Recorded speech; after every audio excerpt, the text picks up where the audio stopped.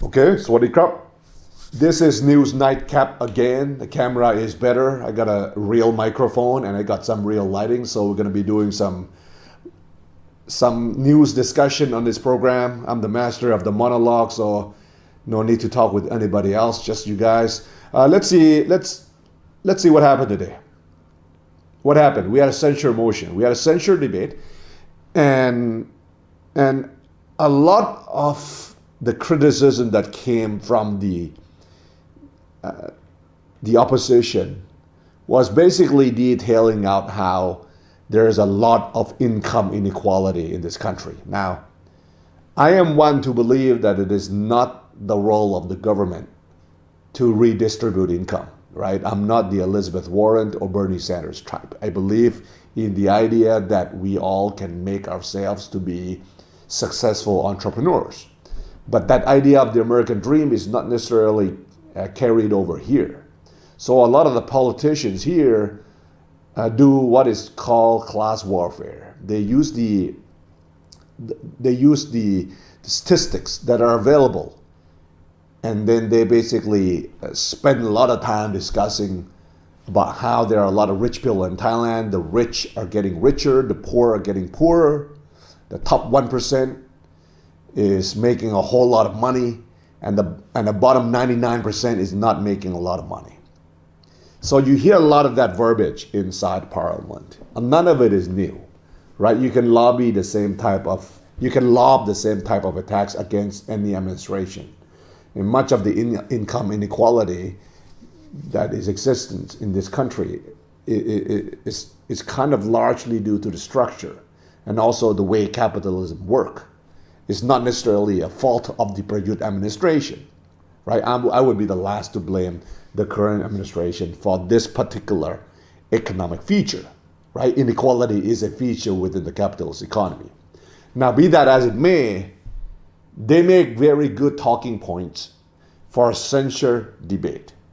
They make great talking points when you want to attack the government for its inability to perform economically, whatever that means, right? The tax structure in Thailand is rigid. Even if the prime minister wants to reduce taxes, he can't really do it. It's really up to the bureaucracy at the Ministry of Finance to determine a lot of that, right? So you got a lot of verbiage coming by way of the opposition, criticizing the government, criticizing the deputy prime minister in charge of the economy, and also the prime minister, and also the finance minister. None of that is new. But what is interesting is that I would connect what's happening inside Parliament to what's happening outside, which is the bigger story. If you have been following what's happening across the entire country today, and in fact over the past couple of days, especially yesterday at Chulalongkorn University and at Kasetsat University, you have today even more university students participating in what I would call vigil. It's remembrance. It's paying their respects to the Future Forward Party. I mean, this is legitimately one of the most authentic student gathering in decades. And these students are unhappy, number one, with the administration. They're unhappy with the military dictatorship. They're unhappy with the court's decision to dissolve their political party. I mean, they're unhappy with the overall climate of really underperformance by the administration on a variety of issues, ranging from jobs, ranging from closure of factories, to things like, all of this dust, this pollution in Bangkok, right? All of that combined has really garnered momentum for the opposition outside Parliament. So you have these students holding, not protests, but they're holding basically candlelight vigil events where they gather to complain about the economy, and they gather to voice their disagreement with the dissolution of the Future Forward Party, and also to voice their hatred for the military junta.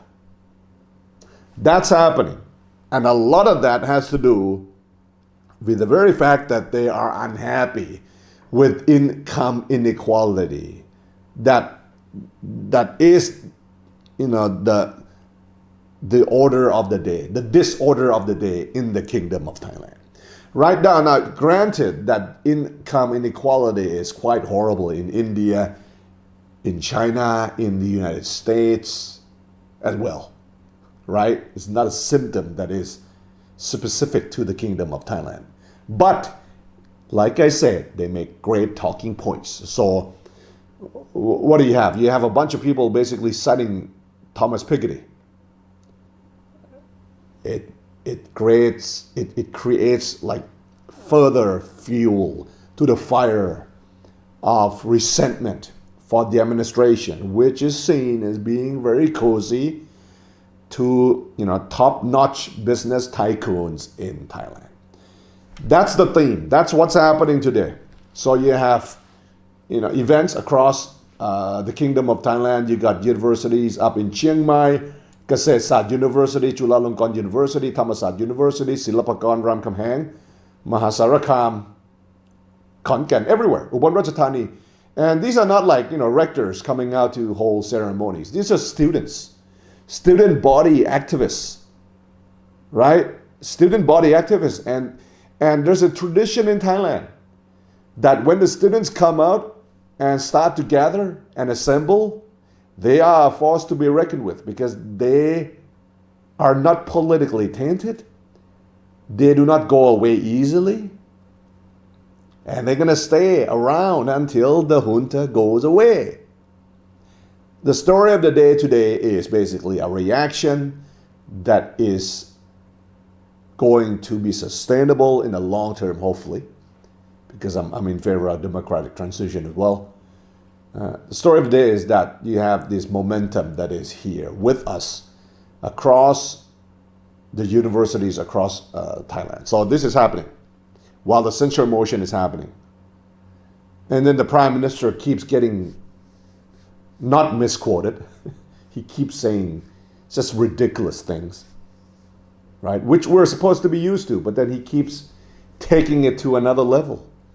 And I believe today he talked about how you have to be smart to get rich, which is true, but I mean, do you need to say that?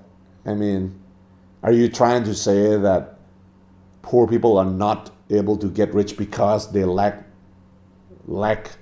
that quality? Come on. I mean, this is something that a prime minister in any country should not be saying. So this is happening.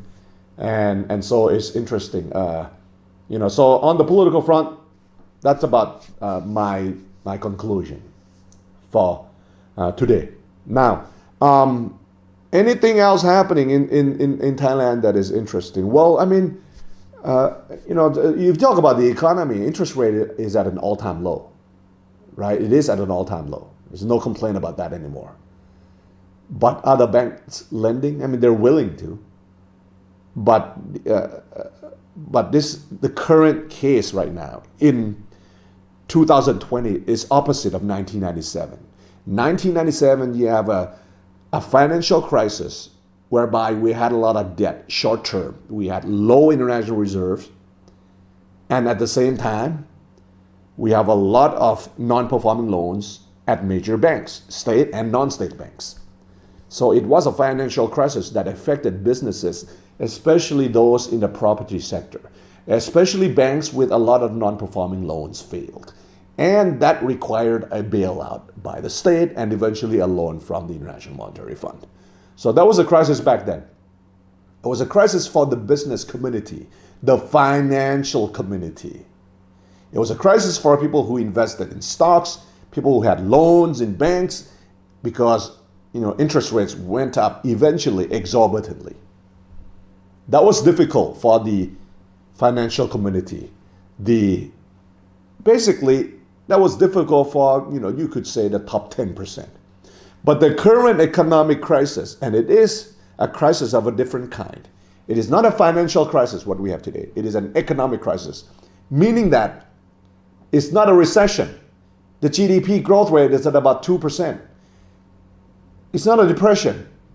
It's not a recession. It's just like this quagmire that the economy is in. Not quagmire. It's quicksand. It's just unable to have the kind of momentum in terms of consumption investment that is required for a particular sense of oomph. Oomph. Yeah, we don't have that. We don't have economic oomph. I mean, we do have spending by household, and that's increased the household debt, which is quality household debt. So the finance minister Kunutama was correct on this. It is quality household debt. But while that's happening, consumption is not happening at a greater ratio than it's supposed to be because there's no oomph. People feel bad about their income level and they're not confident about their future employment opportunities and job securities. Right? So that's another summary of what's happening economically. That's it for today. I'm running out of my voice. See you again tomorrow night. Sawasdee krap.